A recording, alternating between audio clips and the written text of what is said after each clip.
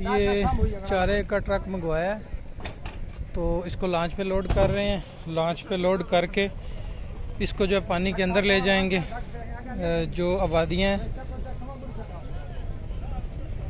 और उधर जो जानवर हैं, लोग फंसे हुए हैं, तो उन जानवरों के लिए चारा के पानी के अंदर चारे के लिए बड़ी मुश्किलात हो जाएंगी। तो उसके लिए मकामी साथियों की जो है ना वो हमें ताउन हासिल है। ये मकामी दोस्त हैं, इसमें इनमें उलमाए कराम हैं, हफाज़ कराम हैं। तो ये लोग जो हैं चूँकि मकामी लोगों को जानते हैं, उन इलाकों को जानते हैं जिधर मसाइल हैं, तो जिन लोगों को ज़रूरत है, जो लोग सही मानों में हकदार हैं, तो ये उन तक हमें लेके जाते हैं। तो अल्लाह पाक इनको जज़ाए खैर दे। जैसे ये साथी हैं, हज़रत कैसे जाएंगे और किधर तक हम लोग जाएंगे? हम यहाँ से भाई साहब, यहाँ से 20 किलोमीटर का फासला है। अल्हम्दुलिल्लाह अल्लाह पाक की हुक्म से ये लांच जो ना हमें ले जाएगा। हम घर तक ये सामान, ये भूसा वगैरह, जहाँ कोई जो है ना सरकारी टीम नहीं पहुँच रहा, कोई उनको सहूलत नहीं है, कोई कश्ती वगैरह, कोई लांच नहीं है।